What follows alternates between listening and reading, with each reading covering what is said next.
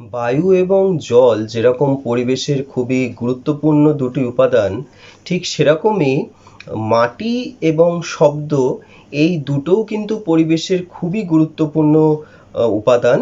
এবং এই মাটি এবং শব্দও কিন্তু মানুষের কারণে এবং কিছু ক্ষেত্রে প্রাকৃতিক কারণে নানাভাবে দূষিত হচ্ছে।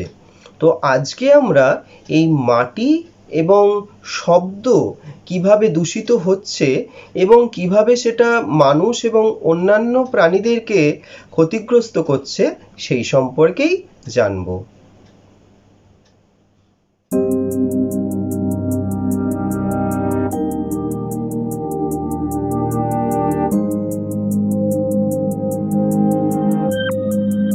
পৃথিবীর যে ৩ ভাগ জল ও ১ ভাগ স্থল রয়েছে, সেই ১ ভাগ স্থলের মধ্যেই কিন্তু মানুষ সহ অন্যান্য অনেক উদ্ভিদ এবং প্রাণীর বসবাস।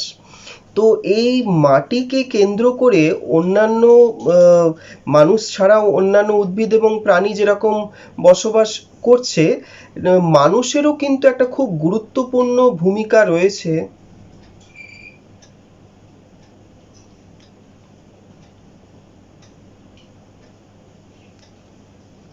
পৃথিবীর যে ৩ ভাগ জল এবং ১ ভাগ স্থল রয়েছে, সেই ১ ভাগ স্থলের মধ্যে কিন্তু মানুষ সহ অন্যান্য অনেক রকমের প্রাণী এবং উদ্ভিদের বসবাস। অন্যান্য উদ্ভিদ এবং প্রাণীরা তো মাটিকে কেন্দ্র করে বেঁচে রয়েইছে। মানুষ কিন্তু মাটির ওপর যথেষ্ট নির্ভরশীল। মানুষ মাটির ওপর কিন্তু খুবই নির্ভরশীল। তার কারণ যেরকম বাসস্থান তৈরি করতে মাটি যেরকম লাগছেই, ঠিক সেরকমভাবে আমরা আমাদের যে খাদ্য উৎপাদন করি, যে খাবার আমরা পাই, সেই খাবারও কিন্তু প্রধানত আমাদের মাটি থেকেই কিন্তু আমরা পাই। মাটিতে আমরা ফসল ফলাই এবং সেই ফসলের মাধ্যমেই কিন্তু আমরা আমাদের যে খাদ্যের যোগান সেটা কিন্তু দিয়ে থাকি। অর্থাৎ মাটি কিন্তু আমাদের বেঁচে থাকার জন্য খুবই গুরুত্বপূর্ণ একটা উপাদান। কিন্তু মানুষের বিভিন্ন কারণে এবং কিছু কিছু ক্ষেত্রে প্রাকৃতিক কারণে এই মাটিও কিন্তু আজকে বিপদগ্রস্ত। তো এই যে মাটির যে স্বাভাবিক চরিত্র, সেই স্বাভাবিক চরিত্র পরিবর্তন হয়ে যাওয়াটাই হলো মাটি দূষণ। তো মাটি দূষণ বলতে কি বোঝায়?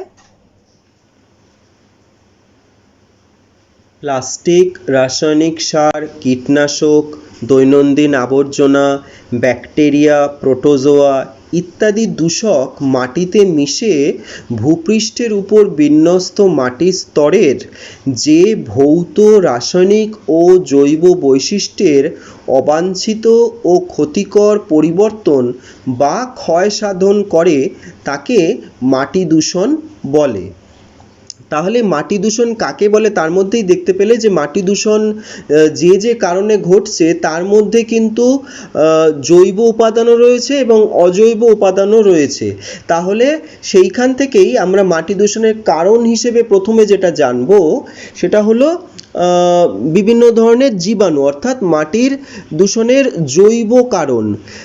তো মাটির যে সজীব দূষকগুলো রয়েছে, সেই সজীব দূষকগুলো প্রত্যেকটাই হচ্ছে বিভিন্ন ধরনের জীবাণু, ব্যাকটেরিয়া, প্রোটোজোয়া, কৃমি ইত্যাদি বিভিন্ন ধরনের জীবাণু মাটির সজীব দূষক হিসেবে কাজ করে।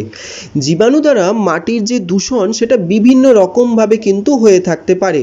যেমন শহরাঞ্চলে ওই যে সিওয়েজ উৎপন্ন হয়, সেই সিওয়েজটার কি হয়, সিওয়েজটার একটা বিশেষ রকমভাবে তার ট্রিটমেন্ট হয়, অর্থাৎ তার সেটাকে বিভিন্ন রকমভাবে পরিশোধন করা হয়।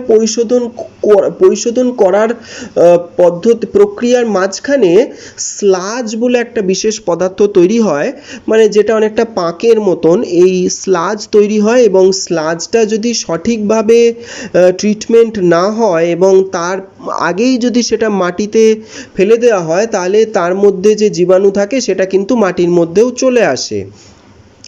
তারপরে বিভিন্ন ধরনের যে মিউনিসিপ্যালিটিগুলো বা পৌর প্রতিষ্ঠানগুলো রয়েছে, সেখানকার যে সমস্ত আবর্জনা, প্রাণীদের মলমূত্র, হাসপাতালের পরিত্যক্ত বর্জ্য, এই সমস্ত জিনিসগুলো মাটিতে ফেলা হয় এবং তার ফলে মাটি দূষণ ঘটে।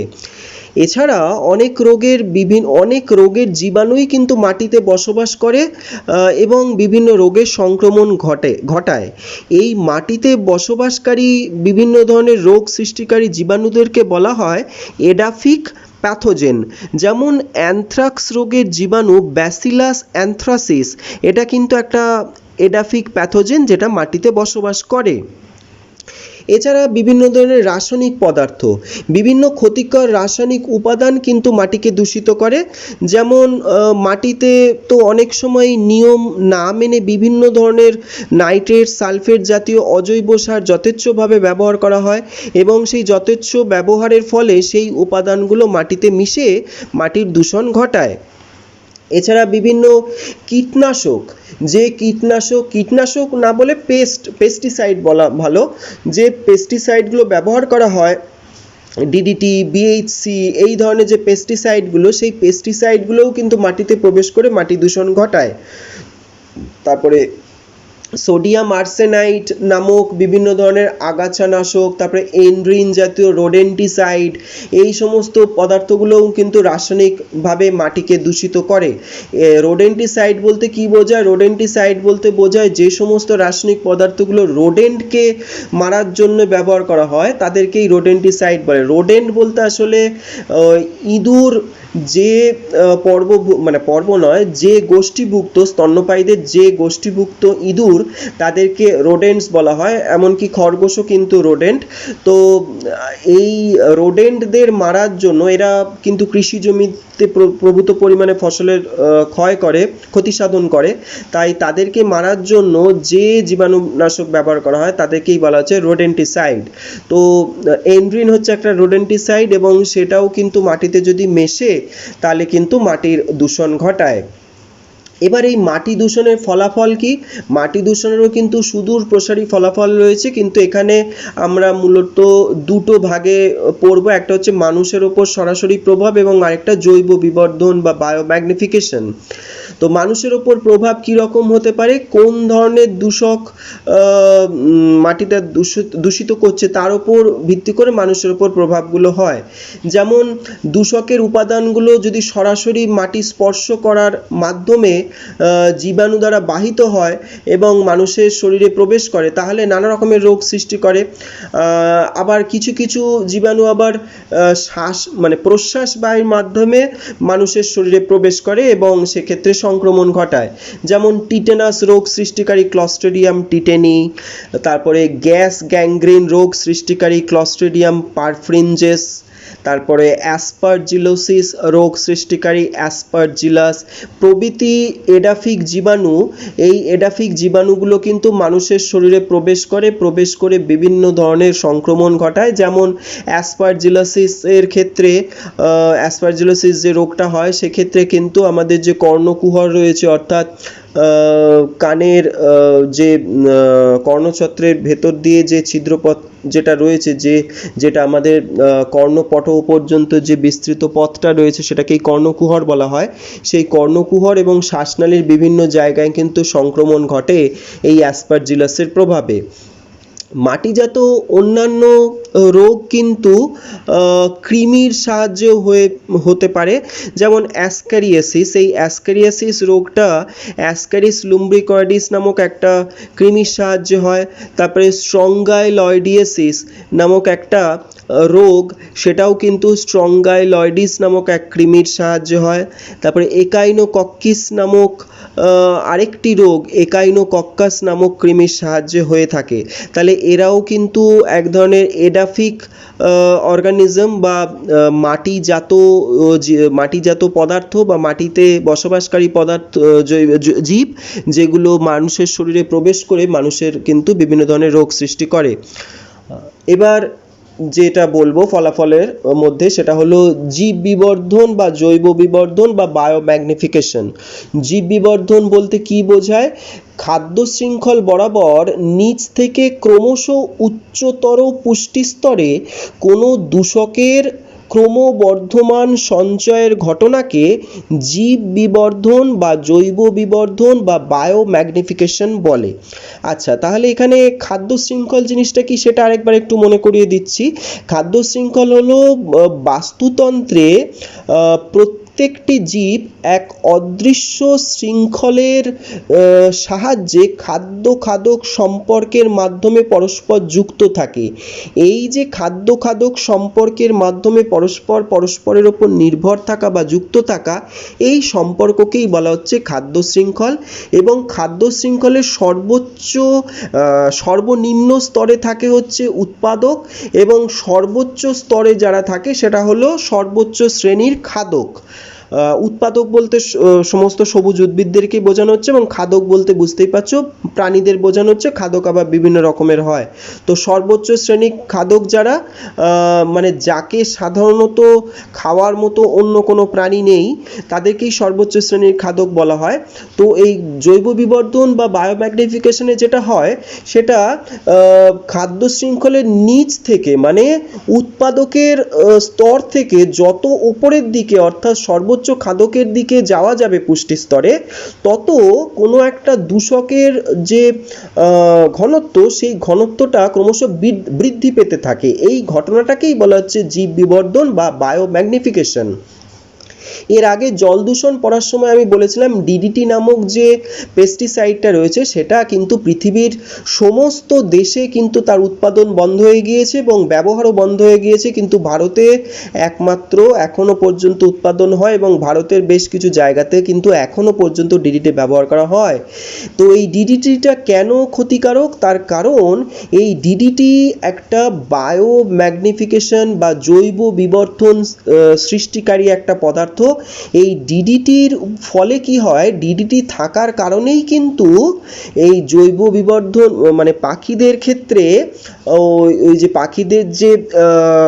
পাখিরা যে ডিম উৎপন্ন করে, সেই ডিমের যে খোলস, সেই ডিমের খোলস কি হয়, পাতলা হয়ে যায়, পাতলা প্রাচীর বিশিষ্ট হয়ে যায়। এবং তার ফলে কি হয়, তার ফলে পাখিরা যখন সেই ডিমে তা দিতে বসে তখন কিন্তু সেই ডিম ফেটে যায়। অর্থাৎ এটা কিন্তু বাস্তুতন্ত্রের একটা প্রভূত ক্ষতি সাধন করে। সেই কারণেই কিন্তু এই ডিডিটিকে এখন পৃথিবীর বেশিরভাগ দেশেই কিন্তু এটাকে সম্পূর্ণরূপে নিষিদ্ধ করে দেওয়া হয়েছে। এবং আর্সেনিক, তারপরে পারদ, টক্সাফেন, এই সমস্ত জিনিসগুলোও কিন্তু এক একটা বায়োম্যাগনিফিকেশন সৃষ্টিকারী রাসায়নিক পদার্থ। এবার এই যে বায়োম্যাগনিফিকেশন বা জৈব বিবর্ধন, এই ঘটনাটা কিভাবে ঘটে, অর্থাৎ এর কারণটা কি বা কি কি পর্যায়ে ঘটে? এটা প্রধানত দুটি পর্যায়ে ঘটে। প্রথম যে পর্যায়টা সেটা হলো জৈব সঞ্চয়ন বা বায়ো অ্যাকুমুলেশন। এটা বলতে কি বোঝায়, যে পদ্ধতির মাধ্যমে কোনো দূষক উপাদান জীবদেহ থেকে রেচিত না হয়ে দেহে সঞ্চিত হয় ও দেহের ক্ষতি সাধন করে, তাকে জৈব সঞ্চয়ন বা বায়ো অ্যাকুমুলেশন বলে। এই দূষকগুলো বেশিরভাগই জলে অদ্রাব্য নয়, এবং জলে অদ্রাব্য না হওয়ার ফলে সহজে কিন্তু শরীর থেকে বেরোতে পারে না, মানে রেচিত হয় না। অনেক দূষক কি হয়, শরীরের যে স্নেহ পদার্থ রয়েছে সেই স্নেহ পদার্থের মধ্যে দ্রবীভূত অবস্থায় থাকতে পারে, তার কারণ তারা হচ্ছে স্নেহ দ্রাব্য বা ফ্যাট সলিউবল। এবং ওই শরীরের যে অ্যাডিপোজ টিস্যু বা অ্যাডিপোজ কলা রয়েছে, সেই অ্যাডিপোজ টিস্যুর মধ্যে সঞ্চিত থাকে। তারপর সেই সঞ্চিত দূষকগুলি প্রাণীদেহে, এবং প্রাণীদেহ তো বটেই, মানুষের শরীরেও কিন্তু বিভিন্ন ধরনের ক্ষতি সৃষ্টি করে। তো এবার এই জৈব সঞ্চয়ন হলো, জৈব সঞ্চয়নের পর তারপর কি হয়, তারপর খাদ্য শৃঙ্খলে দূষকের প্রবাহ ঘটে। কিভাবে সেই প্রবাহটা ঘটে, মানে খাদ্য শৃঙ্খলে প্রতিটি পুষ্টি স্তরে দূষকের ঘনত্ব এই প্রবাহের ফলে ক্রমশ বাড়তে থাকে। কিভাবে, যেমন ধরো যদি একটা উদাহরণ দেওয়া যায়, যেমন ধরো কোনো একটা উৎপাদক ফসল, সেই উৎপাদক ফসলে মনে করো এই ধরনের কোনো একটা জৈব বিবর্ধন সৃষ্টিকারী পদার্থ, মনে করো ডিডিটি দেয়া হয়েছে এবং তার মাত্রা মনে করো এক্স একক। এবার কোনো একটা ফড়িং যদি ওই রকম 5খানা মানে ওই জৈব বিবর্তন সৃষ্টিকারী পদার্থ রয়েছে এই রকম 5খানা শস্য খাদ্য হিসেবে গ্রহণ করে, তাহলে তার দেহে দূষকের মাত্রা কত হলো? প্রত্যেকটা দূষকে মাত্রা হচ্ছে এক্স একক করে, তাহলে 5টা খাদ্যশস্য গ্রহণ করেছে, তাহলে তার দূষকের মাত্রা হলো তার শরীরে 5x একক। এবার একটি ব্যাঙ যদি এইরকমই 5টা খাদ্যশস্য গ্রহণ করেছে, এইরকম 4টি ফড়িংকে যদি খাদ্য হিসেবে গ্রহণ করে, তখন তার দেহে দূষকের মাত্রা কত হবে? 4x ইন্টু 5 অর্থাৎ 5x ইন্টু 4 অর্থাৎ 20x। সেই ব্যাঙটার শরীরে দূষকের মাত্রা হবে 20x। এইরকম 20x মাত্রার দূষক রয়েছে। এইরকম 3টে ব্যাঙ যদি একটি সাপ খাদ্য হিসেবে গ্রহণ করে, তখন তার শরীরে তাহলে দূষকের মাত্রা কি হবে? তার শরীরে দূষকের মাত্রা হবে 20x ইন্টু 3 অর্থাৎ 60x। তাহলে এখানে দেখতেই পাচ্ছ যে ওই উৎপাদক উদ্ভিদটা থেকে সাপ পর্যন্ত, সাপ এক্ষেত্রে সর্বোচ্চ শ্রেণীর খাদক, তো সেই সর্বোচ্চ শ্রেণীর খাদক পর্যন্ত দূষকের মাত্রা বা দূষকের ঘনত্ব কিন্তু ক্রমশ বৃদ্ধি পেয়েছে। এই যে ঘটনাটা, এই ঘটনাটাই হলো জৈব বিবর্ধন বা বায়ো ম্যাগনিফিকেশন। এই বায়ো ম্যাগনিফিকেশনটা বায়ো অ্যাকুমুলেশন এবং খাদ্য শৃঙ্খলে দূষকের প্রবাহ, এই দুটো পর্যায়ের মাধ্যমে কিন্তু ঘটে থাকে। এটি খুবই একটি ভয়ঙ্কর একটি ঘটনা, যেটা কিন্তু বিভিন্ন ধরনের এই অজৈব রাসায়নিক পদার্থগুলো প্রকৃতিতে থাকার ফলে ঘটে থাকে। শব্দ আমাদের পরিবেশে একটি গুরুত্বপূর্ণ উপাদান। মানুষের সঙ্গে যে কথাবার্তা বলে, সেই কথাবার্তাও কিন্তু শব্দের বিনিময়েই হয়। শুধু মানুষ বলে নয়, প্রকৃতিতে যে সমস্ত প্রাণীরা রয়েছে, বেশিরভাগ প্রাণীই কিন্তু নির্দিষ্ট কতগুলো শব্দ উৎপাদনের মাধ্যমে তাদের নিজেদের মধ্যে কমিউনিকেট করে। সমস্ত উদ্ভিদ বা উদ্ভিদরা অবশ্যই শব্দ উৎপন্ন করতে পারে না, কিন্তু সব প্রাণীই যে শব্দ উৎপাদন করতে পারে তা নয়, কিন্তু তবুও তাদের কমিউনিকেশনের, বেশিরভাগ প্রাণীদের কমিউনিকেশন বা নিজেদের মধ্যে যোগাযোগ স্থাপনের একটা অন্যতম গুরুত্বপূর্ণ মাধ্যম হলো শব্দ। কিন্তু এই শব্দও প্রধানত মানুষের কারণে এবং কিছু ক্ষেত্রে প্রাকৃতিক কিছু কারণের জন্য কিন্তু আজকে বিপদগ্রস্ত অর্থাৎ দূষিত হয়ে যাচ্ছে। তো এই শব্দ দূষণ বলতে কি বোঝায়? উচ্চ প্রাবল্যের ও উচ্চ তীব্রতা বিশিষ্ট সহনসীমার ঊর্ধ্বের সুরবর্জিত কর্কশ শব্দ দ্বারা পরিবেশের এবং মানবদেহের পক্ষে ক্ষতিকর ও অবাঞ্ছনীয় পরিবর্তনকে শব্দ দূষণ বা সাউন্ড পলিউশন বলে। তার মানে এই সংজ্ঞাটার মধ্যেই দেখছো যে শব্দ দূষণ সৃষ্টি হয় কিভাবে না, যে সমস্ত শব্দের প্রাবল্য এবং তীব্রতা আমাদের যে সহনসীমা, সেই সহনসীমার অনেক বেশি সুরবর্জিত এবং কর্কশ প্রকৃতির, যেটা আমাদের মধ্যে বিভিন্ন ধরনের শারীরিক অস্থিরতা সৃষ্টি করে।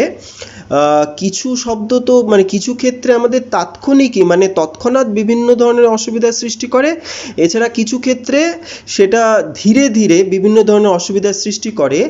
এই পরিবর্তনকেই বলা হচ্ছে শব্দ দূষণ। এবং এই শব্দ দূষণকে পরিমাপ করার জন্য যে একক ব্যবহার করা হয়, সেই একককে বলা হয় ডেসিবেল, সংক্ষেপে ছোট হাতের ডি বড় হাতের বি দিয়ে প্রকাশ করা হয়। বিজ্ঞানী গ্রাহাম বেল, যিনি টেলিফোনের অন্যতম একজন আবিষ্কারক, তার নাম অনুসারে এই শব্দ দূষণের এককের নামকরণ করা হয়েছে। এখন এই শব্দ দূষণের কারণ কি? শব্দ দূষণের একটা অন্যতম প্রধান কারণ হলো যানবাহন। তো এই যানবাহনের শব্দ, এটা কিন্তু শব্দ দূষণের একটা খুব গুরুত্বপূর্ণ কারণ।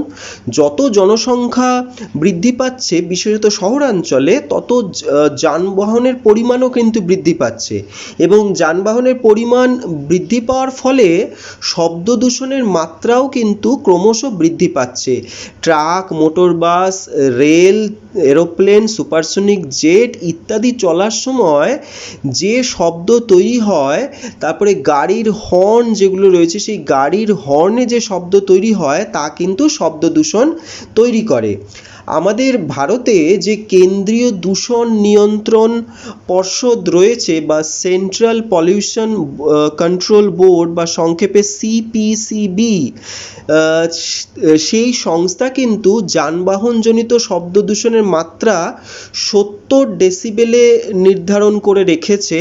কিন্তু বেশিরভাগ ক্ষেত্রেই যেটা দেখা যায়, অনেক শহরেই কিন্তু এই 70 ডেসিবেলের যে মাত্রা, সেই 70 ডেসিবেলের মাত্রা কিন্তু মানে সীমার মধ্যে কিন্তু থাকে না, সেই মাত্রা ছাড়িয়ে যায়।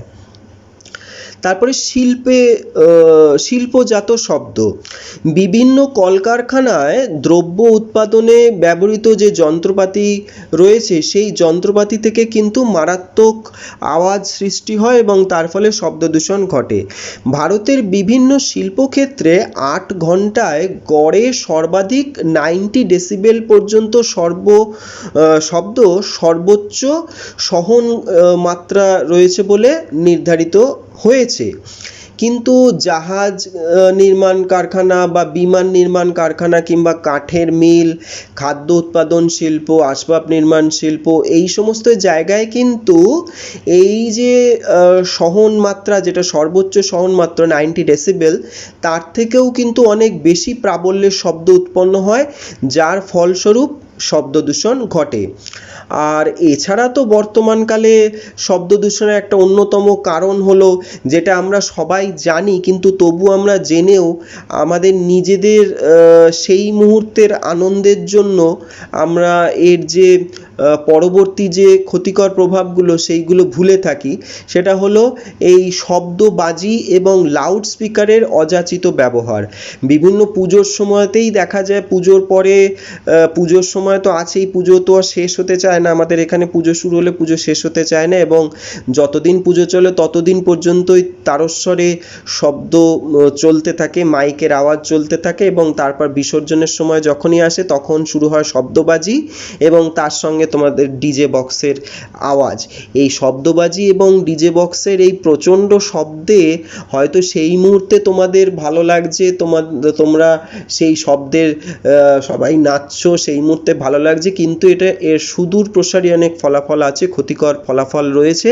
এবং শুধু তাই নয়, সেই মুহূর্তে তোমাদের হয়তো আনন্দ হচ্ছে, কিন্তু তোমার পারিপার্শ্বিক, তোমার চারপাশে যে সমস্ত মানুষরা রয়েছে তাদের অনেকেই কিন্তু এই প্রচণ্ড শব্দে বিভিন্ন রকমভাবে অসুবিধার সম্মুখীন হয়। বিশেষত বয়স্ক এবং শিশুরা, তাদের কিন্তু এই শব্দে কিন্তু বিভিন্ন ধরনের শারীরিক অসুবিধা দেখা যায়। এছাড়া অন্যান্য প্রাণীদের ক্ষেত্রে তো আছেই।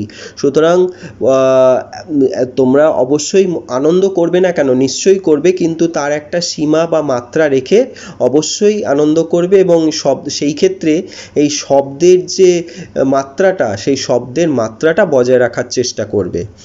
তাহলে কেন এই কথাগুলো বললাম, তার কারণ শব্দ দূষণের ফলাফলগুলো একটু জেনে নাও। শব্দ দূষণের ফলাফলও কিন্তু মারাত্মক হতে পারে। মানুষের ক্ষেত্রে এর প্রভাব কি হয়? শব্দ দূষণের জন্য মানুষের প্রধানত হৃৎপিণ্ডে এবং কানে এর প্রধানত আর কি তার প্রভাব দেখা যায়। হৃৎপিণ্ডের ক্ষেত্রে প্রভাব কীরকম হয়? উচ্চ প্রাবল্যের শব্দ হৃৎপিণ্ডে বিভিন্ন রকমভাবে ক্ষতি সৃষ্টি করে। যেমন উচ্চ প্রাবল্যের শব্দে যে স্বয়ংক্রিয় স্নায়ু বা অটোনমিক নার্ভ রয়েছে এবং যে ভেগাস স্নায়ু রয়েছে, যেটা একটা মিশ্র স্নায়ু, সেই স্নায়ুগুলোর উদ্দীপনা বৃদ্ধি পায়, এবং উদ্দীপনা বৃদ্ধি পাওয়ার ফলে কি হয়? হৃদস্পন্দন বেড়ে যায়। স্বাভাবিকভাবে হৃদস্পন্দন যতটা হওয়ার কথা তার তুলনায় অনেক দ্রুত হতে থাকে। এবং 90 ডেসিবেলের বেশি শব্দ যদি প্রবেশ করে কানে, তাহলে কি হয়? সিস্টোলিক ব্লাড প্রেশার বেড়ে যায়, অর্থাৎ স্বাভাবিকভাবে রক্তচাপ কিন্তু বৃদ্ধি পায়। অনবরত যদি 60 ডেসিবেলের বেশি শব্দ মানুষ শুনতে থাকে তাহলে কিন্তু মায়োকার্ডিয়াল ইনফার্কশন হয়, অর্থাৎ স্বাভাবিক ক্ষেত্রে কি হয়, যেটা এই ক্ষেত্রে কি হয় মানে স্বাভাবিক সাধারণভাবে আমরা এটাকে হার্ট অ্যাটাক বলে থাকি। এই ক্ষেত্রে কি হয়, এই ক্ষেত্রে হৃৎপিণ্ডের যে পেশি, সেই হৃৎপেশিতে কিন্তু রক্ত সঞ্চালন বন্ধ হয়ে যায় আংশিকভাবে এবং তার ফলে সেই পেশির কার্যকারিতা কিন্তু নষ্ট হয়ে যায় এবং সেক্ষেত্রে মৃত্যুও কিন্তু ঘটতে পারে। মৃত্যু যে ঘটবেই এমন কোনো কথা নেই, কিন্তু মৃত্যু ঘটার সম্ভাবনাটাও কিন্তু থাকে। সুতরাং নিজের আনন্দ যাতে অন্যের ক্ষতি সাধন না করে সেই বিষয়ে কিন্তু অবশ্যই তোমাদেরকে সচেতন থাকতে হবে। এছাড়া কানের ক্ষেত্রে কীরকমভাবে প্রভাব বিস্তার করে, দীর্ঘদিন ধরে যদি উচ্চ শব্দ মানে মোটামুটি 100 ডেসিবেলের ওপরের শব্দ যদি আমাদের কানে প্রবেশ করে তাহলে কানের যে অন্তঃকর্ণ বলে একটা অংশ থাকে, সেই অন্তঃকর্ণের শ্রুতি যন্ত্র রয়েছে যেটাকে অর্গ্যান অফ কর্টি বলা হয়, সেই শ্রুতি যন্ত্রই অন্তঃকর্ণে আমাদের থাকে এবং এটাই আমাদের শব্দ শুনতে সাহায্য করে। সেই শ্রুতি যন্ত্রের রোমকোষ থাকে, সেই রোমকোষগুলো কি হয় ক্ষতিগ্রস্ত হয়ে যায় এবং শ্রবণ ক্ষমতা আমাদের কিন্তু হ্রাস পায় অথবা চিরতরে বিনষ্ট হয়ে যায়।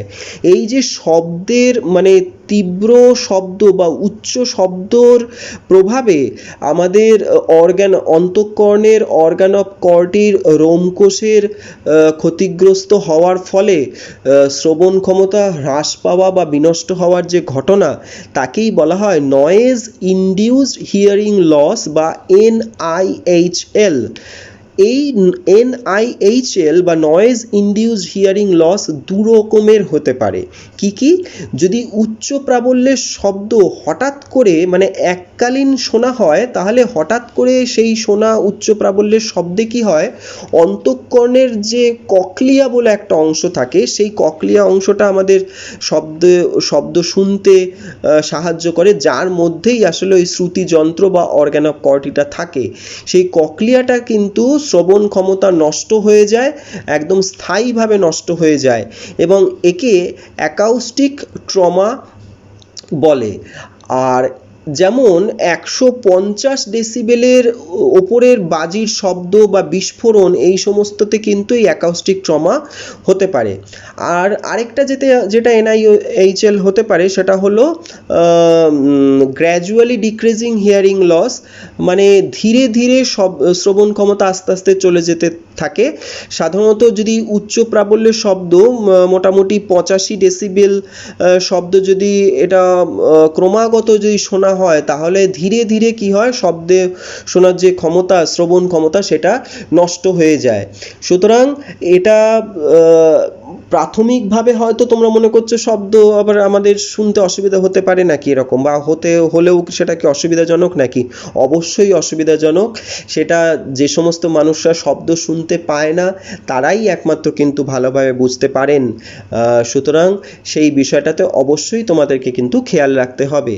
আচ্ছা, অন্যান্য প্রাণীদের ক্ষেত্রেও কিন্তু এই শব্দ দূষণ একটা মারাত্মক ক্ষতিকারক প্রভাব বিস্তার করে। যেমন 85 ডেসিবেলের ওপরে শব্দ যদি কোনো প্রাণীর কানে প্রবেশ করে তাহলে কিন্তু তাদের ক্ষেত্রেও বধিরতা আসে, অর্থাৎ তাদেরও কিন্তু শ্রবণ ক্ষমতা একেবারেই কমে যায়। তারপরে প্রজননে বাধা। শব্দ দূষণের ফলে কি হয়, বিভিন্ন প্রাণী এবং পাখি কিন্তু প্রজননে অংশ নিতে পারে না, ফলে তাদের বংশবিস্তার হয় না এবং বংশবিস্তার না হওয়ার ফলে কি হয়, অপত্য সৃষ্টি হচ্ছে না বলে কি হচ্ছে না সেই প্রজাতিটা কিন্তু ক্রমাগত আস্তে আস্তে অবলুপ্ত হয়ে যেতে পারে। তাহলে তোমার আনন্দ অন্য কোনো প্রাণীকে যাতে পৃথিবী থেকে মুছে দিতে না পারে সেই দিকটাতে অবশ্যই মানুষ হিসেবে নজরে রাখা বা দৃষ্টি নিক্ষেপ করা তোমাদের কিন্তু অবশ্যই কর্তব্য। তারপরে ভ্রূণের বৃদ্ধি হ্রাস। ইঁদুরের ক্ষেত্রে দেখা গেছে যে যদি উচ্চ শব্দ প্রয়োগ করা হয় তাহলে কিন্তু ভ্রূণের বৃদ্ধি হ্রাস পেয়ে যায়। তারপরে আরেকটা যে গুরুত্বপূর্ণ ঘটনা ঘটে সেটা হলো পরিবেশের নানা রকমের শব্দ যেগুলো প্রাণীদের আত্মরক্ষা, শিকার প্রভৃতির জন্য গুরুত্বপূর্ণ শব্দ, এই শব্দ দূষণের কারণে প্রাণীরা অনেক সময় শুনতে পায় না এবং এই শুনতে না পাওয়ার ঘটনাকে মাস্কিং বলে। এই এক জঙ্গলে বা আমাদের চারপাশে আমাদের কাছাকাছি যে সমস্ত প্রাণীরা আমাদের সঙ্গে থাকে, আমাদের কাছাকাছি পরিবেশে থাকে, সেই সমস্ত প্রত্যেক প্রাণীর ক্ষেত্রেই যদি উচ্চ প্রাবল্যের শব্দ সবসময় ব্যবহার করা হয়, তাহলে তাদের নিজেদের কথোপকথন হচ্ছে তাদের নিজেদের বার্তা আদান প্রদান বা কমিউনিকেশনের জন্য তারা নিজেরা যে শব্দ প্রয়োগ করে বা যে শব্দ তাদের শিকার কিংবা আত্মরক্ষার জন্য খুবই গুরুত্বপূর্ণ, সেই শব্দগুলোও কিন্তু তারা শুনতে পায় না, যেটাকে মাস্কিং বলে, এবং সেটাও কিন্তু তাদের জীবনকে সংকটাপন্ন করে তোলে। তাহলে বারবারই বলছি, তোমাদের প্রত্যেককেই যেটা মনে রাখতে হবে যে শব্দ দূষণ অবশ্যই কিন্তু আমরা প্রত্যেকেই কিন্তু সেটাকে নিয়ন্ত্রণ করতে পারি অন্যান্য দূষণের মতোই। কিন্তু এক্ষেত্রে শব্দ দূষণের ক্ষেত্রে যেহেতু বিশেষভাবে এই আনন্দ করার একটা প্রবণতা জড়িয়ে থাকে, তাই সেটা মাথায় রাখতে হবে যে তোমাদের নিজেদের আনন্দ যেন অন্যের ক্ষতি না সৃষ্টি করে, সেই কথাটা সবসময় মাথায় রাখতে হবে। আমাদের পরিবেশে আমাদের অজান্তেই এমন অনেক কিছু উপাদান রয়েছে, যে উপাদানগুলো কিন্তু আমাদের খুবই গুরুত্বপূর্ণ। যেমন বেশ কিছু ভারী ধাতু আমাদের পরিবেশে রয়েছে, যেগুলো কিন্তু মানুষ তাদের বিভিন্ন পণ্য তৈরি করার ক্ষেত্রে ব্যবহার করে থাকে। যেমন পারদ বা মার্কারি, ক্যাডমিয়াম, তারপরে সীসা বা লেড, এই ধরনের বিভিন্ন ভারী ধাতু মানুষ কিন্তু তাদের বিভিন্ন ধরনের পণ্য উৎপাদন করার ক্ষেত্রে ব্যবহার করে থাকে। সুতরাং এই ভারী ধাতুগুলো কিন্তু আমাদের মানুষের জীবনযাত্রাকে বা মানুষের সভ্যতাকে এগিয়ে নিয়ে যাওয়ার জন্য খুবই গুরুত্বপূর্ণ কতগুলো উপাদান। কিন্তু এই ভারী ধাতুগুলোরও যদি সঠিকভাবে ব্যবহার না হয়, তাহলে কিন্তু বিভিন্ন ধরনের প্রাকৃতিক সমস্যা তৈরি হতে পারে, যেটাকে দূষণ বলা হয়। তো এই ভারী ধাতুর ব্যবহার এবং উৎপাদনের বিভিন্ন স্তরে বিভিন্ন সমস্যা তৈরি হওয়ার জন্য কিন্তু বেশ কিছু এরকম ভারী ধাতুর দূষণের ঘটনা ঘটেছে। এখন আমি তোমাদের ভারী ধাতু দূষণের 3টে উদাহরণ দেব। জাপানের মিনামাটা শহরে কারখানা থেকে পারদ নিঃসৃত হয়ে, কারখানা থেকে যে বর্জ্য পদার্থগুলো বের হয়, সেই বর্জ্য পদার্থের মধ্যে পারদ মিশ্রিত অবস্থায় ছিল, এবং সেই পারদ মিশ্রিত বর্জ্য নদীর জলে গিয়ে মেশে, এবং সেই নদীর জল পান করে স্নায়ুতন্ত্রের সমস্যাজনিত যে রোগটি জাপানে হয়েছিল, সেই রোগটি মিনামাটা রোগ বা মিনামাটা ডিজিজ নামে পরিচিত। অর্থাৎ মিনামাটা রোগটি আসলে একটি পারদ দূষণ বা মার্কারি পলিউশনের জন্য সৃষ্ট রোগ। দ্বিতীয় রোগটি যেটা বলবো, সেটাও জাপানের একটি দূষণজনিত রোগের উদাহরণ। জাপানে তোইয়ামা বলে এক প্রশাসনিক অঞ্চলে ক্যাডমিয়ামের খনি থেকে ক্যাডমিয়াম নিঃসৃত হয়ে নদীর জলে গিয়ে পড়ে, এবং সেই নদীর জল পান করার মাধ্যমে সেখানকার মানুষের মধ্যে এবং বিভিন্ন প্রাণীর মধ্যেও স্নায়ুতন্ত্রের মধ্যে বিশেষত মেরুদণ্ডের অসহনীয় বেদনাযুক্ত একটি অসুখ দেখা যায়। সেটিকেই ইটাই রোগ বলা হয়। এই ইটাই এই শব্দটা হচ্ছে একটা জাপানি শব্দ, এবং এই ইটাই শব্দটার মানে হলো মেরুদণ্ডের অসহনীয় বেদনা বা অসহনীয় ব্যথা। 3 নম্বর যে রোগটার কথা বলবো, সেই রোগটার কথা অনেকেই শুনেছো, বিশেষত কেউ যদি আমির খানের তারে জমিন পর এই সিনেমাটা দেখে থাকো, তাহলে এই রোগটার কথা অবশ্যই শুনেছো। সেখানে একটি বাচ্চা ছেলে থাকবে, ঈশানের এই রোগটি ছিল, অর্থাৎ ডিসলেক্সিয়া। এবং সেখান থেকেই তোমরা আবার এটাও নিশ্চয়ই জেনেছো যে অ্যালবার্ট আইনস্টাইনেরও এই রোগটি ছিল, ডিসলেক্সিয়া।